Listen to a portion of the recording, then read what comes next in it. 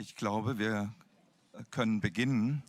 Im Moment bin ich ein bisschen confused zwischen den Sprachen, irgendwo zwischen Englisch und Deutsch die ganze Zeit. Ich habe auch gerade eben überlegt, ob ich Sie mit Guten Morgen oder Guten Abend begrüße. Aber das kann natürlich während solch einer hektischen Buchmesse immer wieder passieren. Vielleicht haben sich auch einige von Ihnen gefragt, ein Fußballpräsident, ein Buchmessenpräsident, was erwartet uns hier? Was hat es auf sich mit dieser Kombination? Uns verbindet natürlich Slowenien als gemeinsames Interesse, aber uns verbindet viel mehr. Und ich glaube, dass Fußball und Literatur von ihrer Internationalität, der Begegnung der Menschen sehr viel miteinander zu tun haben. Insofern freue ich mich sehr auf dieses Gespräch. Ich würde jetzt ins Englische gehen und meinen Gast vorstellen. Ladies and gentlemen, Aleksander, you have served as UEFA President since 2016 and were elected this year for another 4-year term. You're a lawyer and were formerly the president of Slovenia's Football Association. While we all know what UEFA is, can you tell us a little bit about what you do in your role? What's your work about?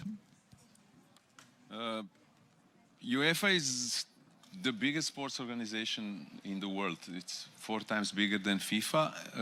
I represent UEFA. I speak about the development of women's football, youth football, because many people think that we are only about top-class football. We are not. We are. What people don't know or don't want to know is that 97% of all our revenues go back to football. 97%, which is much more than any NGO I know. But what I'm dealing with the last 3 years, it's problems. I have problems and problems and problems. We had COVID, we had this, some billionaires trying to ruin football with so-called Super League. We had many problematic situations, and now 2 years ago almost one war started. Now a few days ago the other war. It all impacts football as a sport. You say you're the largest NGO of this kind in sport, probably not only soccer, football. I told you there's only one football. Soccer doesn't exist. So I have to learn many things, obviously. Now, and also when you mentioned challenges, we talked a bit about sustainability as well, yeah, which is this whole exhibition presentation here. It's all made on sustainable materials. Yeah, I think this must be an issue for big events like your football events. Yes, it's a big issue because our carbon emission is quite big, because of the many matches and travels and all that, and because football's reach is so big that it's very important to promote sustainability through football, because billions of people watch football. Now we have a project with European Commission. It's called Green Deal, and the next year in June, July, it's the Euro in Germany, and it's supposed to be the greenest Euro ever. We're trying to do our best. It's a big challenge. And as I mentioned you before, you know, you can try and do one mistake and it looks like you didn't do anything. But we'll try more. And I think what we did to the environment is a big problem, and we all owe something in return. Yeah, I think we have the same challenge here in Frankfurt with the book fair. There's people from 130 countries this year on the fairground. And I would say probably half of them are traveled by airlines. So we have a big issue. But on the other hand, we know that that our business relies on trust, and we have to meet each other. And we have to showcase the people behind the books. So it's very important to meet at least once a year, which again saves us a lot of travel to other places. Yeah. So still, it's difficult, it's challenging, as you're saying. Yeah. But coming to books, I'm sure you have a very busy schedule, but when you are traveling, are you reading? Are you a reader at all? I read a lot, and I'm reading more and more again. But in the meantime, I realized that that I also became an addict of this hysterical following of internet, and you know, I was reading business documents and nothing else. I checked internet, some of the websites every half an hour to see if anything is new. All of a sudden you see you don't read, it brings some kind of negative energy. It even brings depression because it's always bad news which you see. And then I slowly realized that if I am on a computer watching websites before I go to sleep, I can't sleep. Or I wake up. So I slowly started again reading more, and you know, you sleep like an angel if you read before. Even really, really, really. And I think that if we would read more, we would be less aggressive, less depressive, and we would listen to each other more. Yeah, actually I do believe that reading protects your soul. Yeah, and it gives you, hopefully, some quietness, but on the other hand, it opens the world to you, because it's not like sitting in front of your screen where you jump from one thing to another. It's really scary. Yesterday we had a panel here that we actually should just switch it off. Yeah, but on the other hand, I'm addicted as well, and I'm helpless. I don't know what to do. Yeah, I have to check my phone every minute. I have to see what's going on. And in the past, my tradition was on a Sunday morning, I would go to the train station and buy all available newspapers. Now I open the screen, yeah, and it's getting worse, because when I had the paper newspapers, it took me a long time to browse through it, to read an article, and now I'm just and this is awful, yeah. We still read newspapers with my wife, especially Saturday and Sunday. I prefer paper. So do I. Yes. So do I. Yes, but so I started going back to the train station actually and buying newspapers. And the bad thing for my, okay, it's not a bad thing actually. Then I buy my Guardian, my Financial Times and whatever. But then I start buying books as well, because there are the piles. Yeah, and I buy Slovenian books, but there's a world to read. So it's nearly impossible in our house to walk through the staircase, because the books are piling up. One day I'm going to read them. But is there a favorite writer? Is there a favorite Slovenian writer? Don't get into a competition, yeah? No. Writers are here. Look, my favorite books, not Slovenian, are 100 Years of Solitude from Gabriel Garcia Marquez. And obviously there's another one who likes it. And I love the book of the Japanese samurai, Miyamoto Musashi, Book of Five Rings, which helps you in many things in your life. It helped me. From Slovenian authors, I would choose from the older generation Ivan Tavčar, not just because he is a lawyer, he was a lawyer, and not just because he loved sports, but his works like Cvetje v jeseni or Visoška kronika are amazing. And from the new ones, I would say Tadej Golob, with his biographies and his crime novels. One I read, the other one I'm planning to read.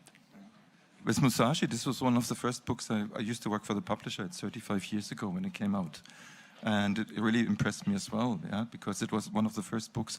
Actually, we had like 800,000 pages. And it was one of the first books in the German book market who actually cracked the 40 marks. They had lots of discussion in our industry. Can you ask for 40 marks for a book? Yeah. So, but and then the problem is with this book, if it's a problem, that I read 3 pages and then I had to go back, because I was not sure if I was following. So it's quite interesting. It's tricky. And that's the book fair again. You will discover a lot of books, but you have to listen to the people who talk about the books. That's so important. We are very honored and pleased to have your home country, Slovenia, as our guest of honor in Frankfurt this year. And it's actually not only this year, it's been a long process to get there. I met several authors. We brought German authors, journalists to Slovenia. So it's been, for 3 years, it's been a back and forth, a lot of exchange, and it's not going to stop here.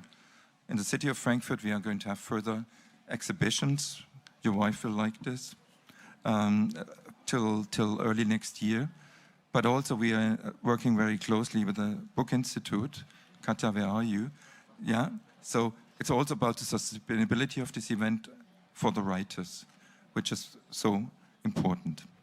So in these years when I've been traveling to Ljubljana and other places in Slovenia, I really realized that sports and literature seem to be closely linked in the culture. Is there an explanation for that? Why is everybody a climber, a hiker, a runner, a skier, a writer, a poet, a musician? It's all happening at the same time. It's a country of 2 million people, and you can't stop being creative, sporty, and actually not to mention cooking. Yeah, we are a strange nation, but it's true. It's true. We like sports. We like culture. I've never seen people so patriotic as on the sports matches of national team. You know, we criticize everything, not just Slovenians. Everyone, especially in Europe, I think, governments, governing bodies like UEFA. But when you have a football match, for example, of your national team, you all sing your national anthem, all of a sudden you're full of patriotism. That's interesting. I think it's not only Slovenia. And I think that our athletes and our writers and our artists are the best ambassadors of Slovenia abroad. I'm sure about that. I think this is again a thing which brings us together, because language is part usually of identity, yeah, and you express yourself in your language, yeah, and there are dialects, which again, it's a different thing, yeah, but it makes you proud to be able to write, read in your own language, and to somehow export this language as well. I had some people here who didn't take the headsets because they wanted to listen to the melody of the language, of the Slovenian language, and also this is, that's not only a romantic idea, it's just an idea which brings me back that reading can heal your soul. People who don't know Slovenia, what is your Slovenia? How would you describe it? What makes Slovenia, or why does it have a place in your heart? You're born there, obviously. I'm not very objective here, but I'm honest. I think that German ambassador in Slovenia, Adrian, could confirm that we are a hidden jewel of Europe. We have beautiful countryside. When I bring people from around the world to Slovenia, they're, trust me, all impressed by the friendliness, by the nature, by cuisine, by everything. So I don't know how many of you are Slovenians. The ones who are not, please come and see by yourself. It's really a beautiful country. Our biggest problem is that we fight amongst each other all the time. But probably that's the same in Germany, I don't know. But it's... I think there's one difference. It's again, it's 2 million people, yeah? So probably you know each other. So you can take the fighting a lot more personal, which brings it to quite another level, yeah? And so this might be an explanation for the sport, actually. So you don't have to fight, you can compete, yeah? So yeah, we like sports, but the populists in our country push us to fight because that's their survival. So the moment we realize that it's about them and not about us, it will be much easier and much friendlier. Yeah.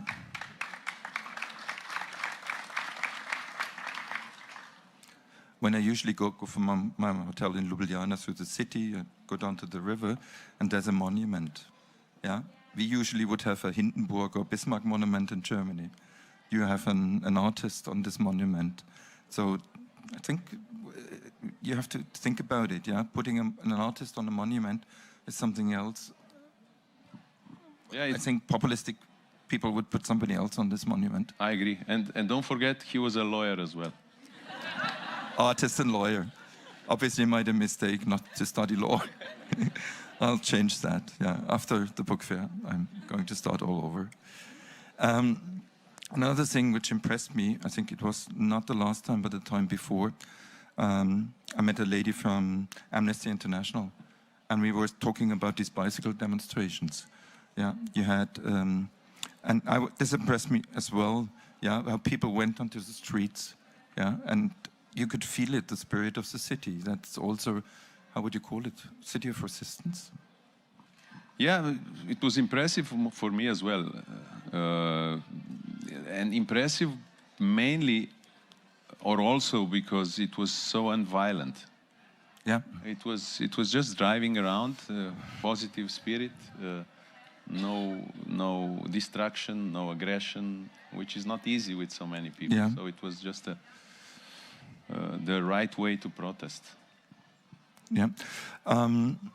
Your father, like yourself, was a very successful lawyer and has written several books. Your brother, also a lawyer, is vice president of the Institutional Court. Your wife runs a gallery and publishes photo art books. In your role as UEFA president, do you sometimes miss this kind of cultural environment? Actually, that's a stupid question, isn't it? Because soccer... Football, please. Football. Football, maybe I should say Fußball. Fußball is good as well. Fußball is good. That's fine. But actually, I do believe that Fußball is culture as well. Yeah, no... That's what I wanted to say. I mean, first of all, I followed Barbara's work and I appreciate photography very much. I know more about it. Wanting or not, she pushes me. You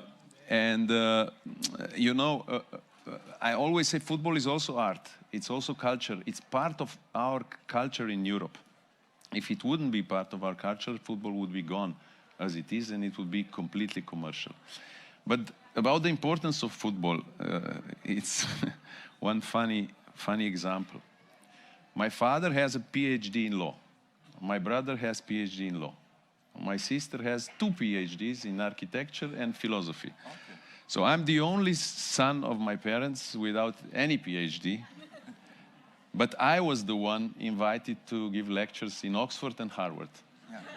That's football.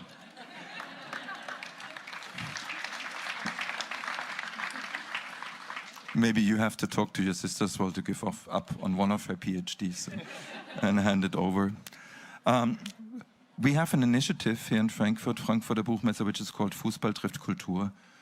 Football meets culture, and actually, so I think we think along the same lines. It's very important for us because we are working here with the DFL, the German Football League, on this project. They are our main supporter. Without them, it wouldn't be possible. And we have children in Germany training with the youth trainers throughout the year, and they have competitions, but they also have, how would you say it, lessons how to have fun reading. The important thing is not how to read, but to have fun reading. Yeah, and I think the kids do love playing soccer, do love playing Fußball, but it takes them a little more time till they really love reading books. Yeah, so you have a big advantage in this, and I know that UEFA supports a lot of these activities targeted on children, young adults as well. And it seems to be so important not only to have new Fußballspieler, yeah, but to have, let's say, engaged young people. Yeah, we support a lot of projects of educating children through our Children Foundation. We have, for example, 3 interesting programs. One is education of the girls in Afghanistan. Yeah. Because it's, as you can imagine. But how can you do that? Because we have an NGO that is our partner and is working there in this tough environment with Taliban on the power. And then we have education of girls in Nepal. And what is very interesting and connecting, you can connect it with this book fair. It's an interesting project that we have in Texas, United States, where our partner NGO, and we are financing it, is taking the books to people's work. And is presenting and giving the books to people that don't have time or will or education to read. And I think this is concretely connected. I think that out of 1 million young football players, maybe 1 or 2 would be professionals. The others will do different things and should read as much as possible. So we are trying to educate, because the important thing is that quite a shocking information is that 70% of professional football players is bankrupt after the career. After the career, which can end very early. Yeah. So it's they have to be ready for the other part of the life, which is not kicking the ball anymore. As you obviously realized, I'm not so familiar with football, but our son had to take over this part, and my wife as well. So actually, our son started very early playing football, and I was never there. But when I was there, I went to tournaments with him, and even in the Odenwald or here in Heidelberg, Frankfurt, you could feel his team was like 12 nations, yeah, coming from everywhere, all colors, every language, and there was never any issue, yeah, these kids fighting with each other.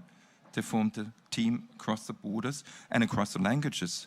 A lot of them were refugees, yeah, so they didn't speak German, but it was the trainer was bonding them together, and accepted if there was a Muslim who couldn't play because there was Ramadan, yeah, no problem at all. So I could feel with the children, they are better people. They are better people. Yeah, it's not about children only, trust me. On the football pitch, there's no discrimination. If you are not a good player, you can't play. Nobody is asking you about your race, about your religion, sexual orientation, because if you don't know how to play football, you can be from the best family in the world, you will not play. So there's no discrimination on the pitch. The other part where I see a problem and we're trying to fight it is on the tribune, where still 95% of the fans are people who love football, but there is 5% of idiots who use the attention that football gets to show their idiotic ideologies. And this we should fight. We are trying to fight, but we need help from the governments to do that. But trust me, on the football pitch, if you are not skillful and fast enough, you can be a king's son, you will not play. Yeah. These 5%, you're saying governments have to help us. But I would believe the only thing you can do is actually, it's education. Yeah, I don't know what else a government can do, because the government cannot censor, you cannot put these people away. Look, education is one thing, and this should start early, not in kindergarten, schools, and mainly at home, because this happens at home. So we have to educate the parents. Parents should educate children, but they were children before, so they can be educated. But let me tell you an example from Croatia that we had now. There was a flag that is Ustaša flag. It's like a Nazi flag. They were all put in prison by the government. Maybe it's time to react even differently against those idiots, because it doesn't help. But okay, this is... It's the world we are living in, yeah, right now. Worse and worse. And it's getting worse and worse. Yes. I have another example, which I think is a positive example. I've been to Abu Dhabi, I think it was early this year or last year, at the book fair, yeah, and we had a German present there. So I invited the trainer of the women's team of Saudi Arabia, was a German, yeah, to speak there. And I was so impressed, actually, a girls, ladies team in Saudi Arabia being trained by a German Fußballtrainerin, yeah. So I think that's a way, actually, to bridge the world, yeah, to bring them together. And sport is, in this sense, very important. And for this book fair in Abu Dhabi, it's always a target to bring the children. And if you see these good examples of how we can talk to each other and how we can listen to each other, it's even more important. We have a lot of political discussions this week here. Yeah, we have a lot of challenges. And I think, I mentioned it now many, many times, we have to listen to each other. I mean, we cannot act in acts of censorship or discrimination. This is so important. And you said you have these issues in your stadiums. It's not the players. Yeah, I think one solution might be maybe we have to work a lot more closely together, yeah? With Fußball trifft Kultur, yeah? With books and Fußball. Could you think of other initiatives? Or maybe we have to ask the audience, what should we do? Yeah? We are not helpless, as you're saying, but we cannot always ask the governments. For me, the most important thing is that, and it's connected with reading books or reading the social media and articles on dubious internet sites, that we are becoming too aggressive. From the other point of view, I think that freedom of speech doesn't exist these days. From one point of view, in the dictatorships, freedom of speech brings you to prison. In the so-called democratic countries, it brings you to destruction through the media mainly. But if you don't have freedom of mind, which you get by reading the books, then freedom of speech doesn't help you. That's my opinion. Yeah, freedom of speech is one thing, and I do believe accessibility to books is so important. And I'm not seeing Michal Kovac right now here. He's hiding himself. He's busy. But Slovenia initiated this manifesto for, let's say, call it manifesto for deep reading. Yeah, we talked about it at the beginning. We can read easily on our screens and we can jump from one article to another. That to take your time to get into an article or to get into a book, I think it's a basis for democracy. Yeah, it's exactly what you're saying. We have to learn reading again. Stop browsing, but to learn reading and then talk about it as well.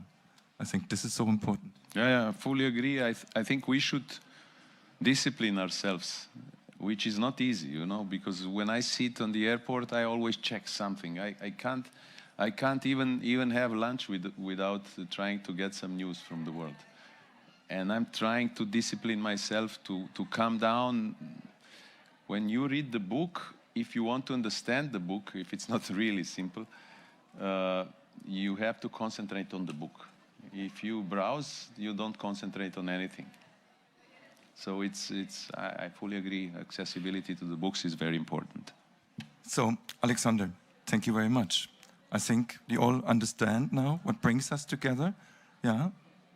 And I've loved talking to you. I will never say the S word again. Yeah. I've learned a lot through this. And I also do believe